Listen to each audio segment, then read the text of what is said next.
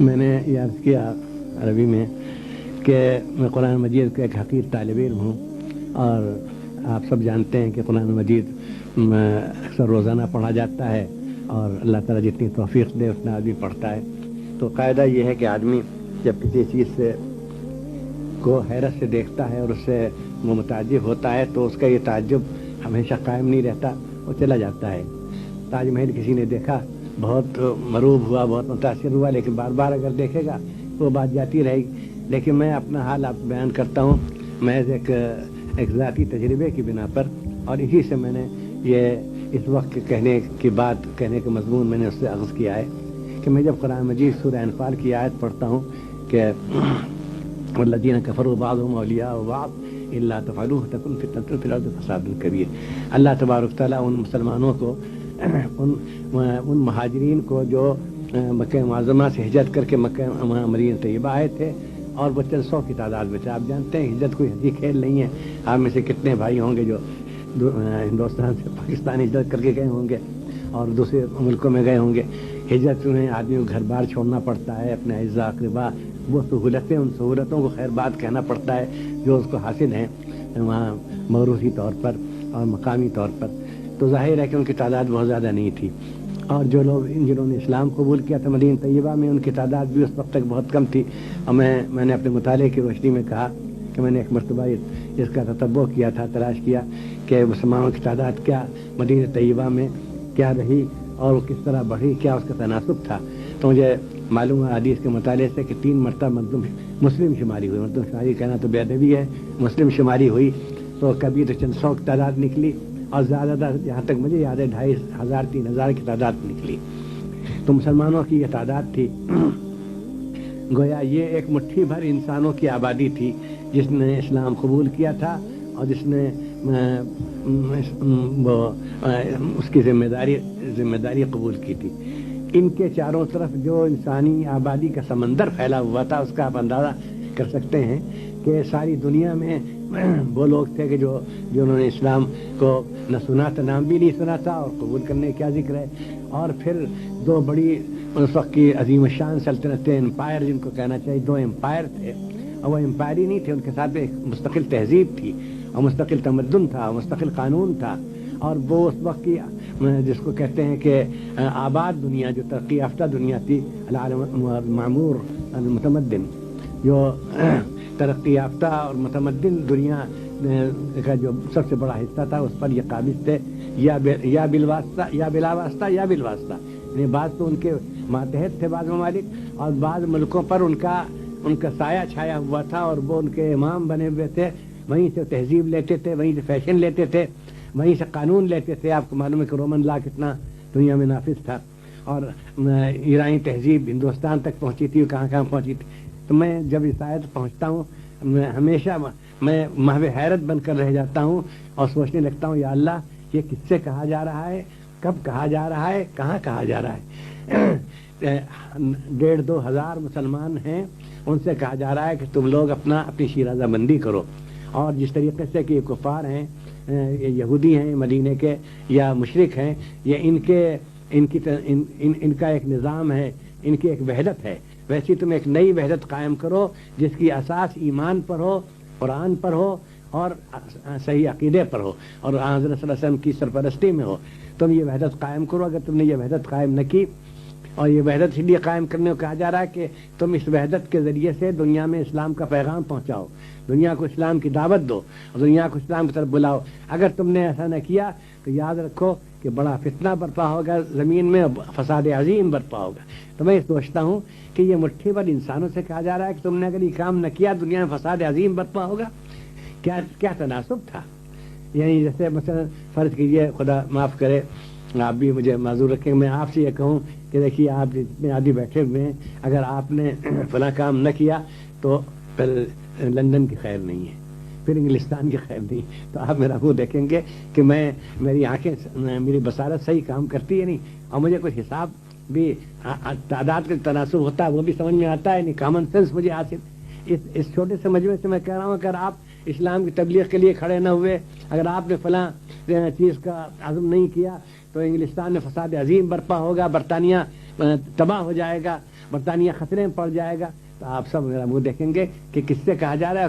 تو میں نے اس موقع پر کہا کہ دیکھیے ہماری فارسی میں ایک محاورہ ہے اور ہم اس کو عربی میں بھی ادا کر دیا کرتے ہیں کہ بقامت کہتر بقیمت بہتر. قد و قامت کے لحاظ سے کہتر چھوٹا لیکن قیمت کے لحاظ سے کہیں بہتر. تو ہم نے کہا کہ کثیر فی القامہ و کبیر فی القیمہ. تو یہ اس جماعت سے کہا جا رہا ہے جو بقامت کہتر تھی اور بقیمت بہتر تھی. تو اصل چیز جو ہے جو فیصلہ کن چیز ہے وہ قیمت ہے، قامت نہیں ہے.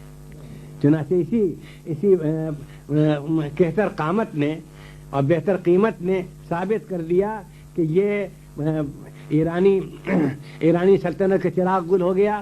ایرانی اور سلطنت کا نہیں، ایرانی تہذیب کا، ان کے معیاروں کا، ان کے قدروں کا، جن کو کہتے ہیں کہ آئیڈیلز اینڈ ویلیوز، جو اصل میں حکومت کرتے ہیں، انسانی زندگی کی تشکیل کرتے ہیں، وہ القیم المسر والقیم، یہ اس کو بدل دیا. یعنی یہ عمر رضی اللہ تعالیٰ عنہ کی خلافت کے آخری دوران اور زیادہ خلافت راشدہ کے اختتام تک دنیا کا متمدن ترین حصہ جو آئیڈیل تھا، جو مقتدا تھا، وہ اسلام کے ماتحت ہو گیا تھا اور معیار بدل گئے تھے، سوچنے کے طریقے بدل گئے تھے.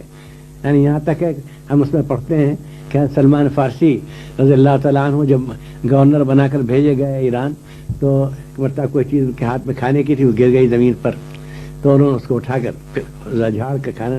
تو کسی نے کہا کہ ارے یہ آپ لوگ ایرانی دیکھ کر کیا کہیں گے؟ انہوں نے کہا آترو کو سنت حبیبی رے احمق مثلک، کیا میں اپنے محبوب کی سنت چھوڑ دوں تجھ جیسے احمق کے لیے؟ یہ نہیں. اس سے آپ اندازہ کیجیے، میں نے یہ قصہ اس لیے سنایا کہ ذہن کہاں سے کہاں تک پہنچ گیا تھا. یعنی ایران کی اور روم کی فکری ذہنی غلامی سے اس حد تک آزاد ہو گیا تھا کہ اس نے اس میں کوئی حرج نہیں سمجھا کہ شاید یہ لوگ کچھ کہیں. میں نے جب حضور صلی اللہ علیہ وسلم کو دیکھا ہے اور آپ کا طرز عمل دیکھا ہے اور آپ کے وہ تعلیمات مجھے معلوم ہے کہ اللہ کی نعمت کی قدر کرنی چاہیے، اس سے کوئی چیز ناپاک نہیں ہو جاتی، تو مجھے کوئی پرواہ نہیں. یہ سوچنے کا طرز بدل گیا.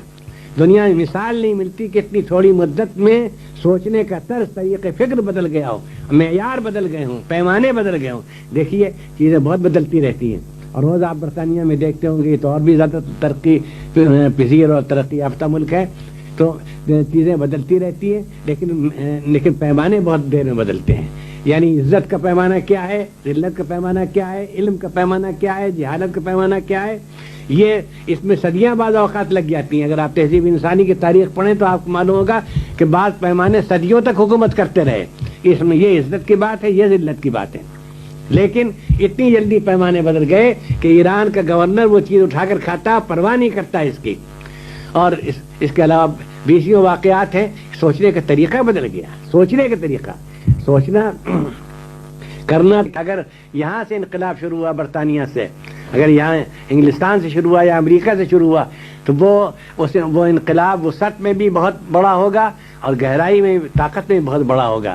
اور ہم اگر فرض کیجیے لکھنؤ میں، دہلی میں یا پاکستان میں راولپنڈی میں، اسلام آباد میں، کراچی میں اگر آپ کوئی بڑا کام کر لیں، اس کا وہ اثر نہیں پڑے گا متمدن دنیا پر اور علمی دنیا پر، تہذیبی دنیا پر، جو یہاں کے کام کی کامیابی کا اثر پڑے گا. تو میں نے اس کو ذرا عربی میں اس انداز سے یہ بات کہی اور یہ آپ کے سامنے بھی اردو میں اس کو پیش کر دیا کہ اللہ تبارک تعالیٰ توفیق دے کہ اسلام کی طرف یہاں رجحان شروع ہو اور اسلام کا احترام پیدا ہو، اس کی ضرورت کا احساس پیدا ہو. اور آپ پاس اس مرکزوں کے پاس لوگ آئیں کہ ہم کو مسلمان کر دیجئے، ہم کو اس تاریکی کی زندگی سے، نفس پرستی کی زندگی سے اور اس کوتاہ نظری کی زندگی سے آپ ہمیں نکالیے. ہمیں یہ چیز نہ عیسائیت مل سکی، نہ یہودیت مل سکی، نہ اس تہذیب جدید مل سکی. یہ دولت ہمیں آپ کے ہاں سے مل سکتی ہے اور ہم آپ کے اخلاق دیکھتے ہیں.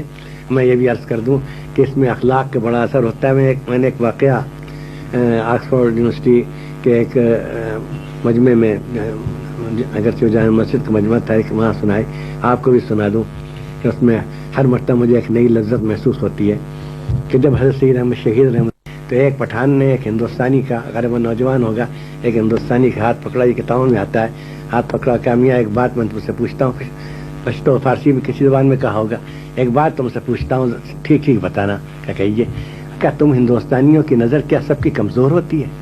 دور کی چیز نہیں دیکھ سکتے ہو؟ ان کا نہیں، خوب دیکھتے ہیں، ہم دیکھ رہے ہیں، دیکھیں آپ کو بتا دیں سامنے کیا چیز ہے. ان کا نہیں کوئی بات ہے، تمہاری نظر اچھی ہوگی لیکن عام طور پر ہندوستانیوں کی نظر معلوم ہوتا ہے کمزور ہوتی ہے فطری طور پر. ان کا نہیں، آپ ہی کی طرح ہماری نظر بھی، لیکن آپ یہ بتائیے کہ آپ پوچھ کیوں رہے ہیں، اس کی ضرورت کیا پیش آئی؟ یہ بات ہے سننے کی. انہوں نے کہا کہ میں یہ دیکھ رہا ہوں کئی ہفتے سے آپ کی فوج پڑی ہوئی ہے اور آپ کئی مہینے سے اور بعض کئی سال سے اپنا گھر چھوڑے ہوئے ہیں اور شادی شدہ ہیں، اپنی بیویوں کو چھوڑ کر کے آئے ہیں اور بعض شادی کے قابل ہیں، شادی کی عمر ہے. ہم نے آپ میں سے کسی کو کسی نامحرم کی طرف نظر اٹھا کر دیکھتے ہوئے نہیں دیکھا. تو ہم نے کہا ایک ہو دو ہو تو ہو سکتا ہے، یہ سب کے سب کیوں نہیں دیکھتے؟ یعنی جوانی بھی ہے اور پھر وہاں حسن بھی، پشاور میں آپ لوگ جانتے ہیں کہ وہاں جسمانی طاقت جسمانی حسن بھی ہے. تو ہم نے آپ میں سے کسی کو نہیں دیکھا کہ اس نے نظر اٹھا کر دیکھا ہو، کم سے کم نظر ہی کے ذریعے سے کچھ اپنی تسکین کر لے. تو ہم نے کہا ایک ہو دو ہو چار ہو، معلوم ہوتا ہے وہاں دور کی نظر ہی کمزور ہوتی ہے. کہ نہیں الحمدللہ ہم سب کی نظر ٹھیک ہے. کہ پھر کیا بات ہے؟ ان کا یہ قرآن کی تعلیم قل للمؤمنین یغضوا من ابصارہم ویحفظوا فروجہم، اہل ایمان سے کہہ دو کہ اپنی نظر نیچی رکھیں اور اپنی شرمگاہوں کی حفاظت کریں، اور یہ ہمارے امام کی تربیت کا نتیجہ ہے.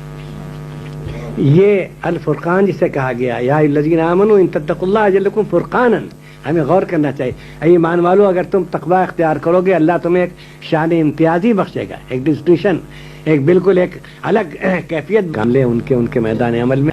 وما ذلک علی اللہ بعزیز.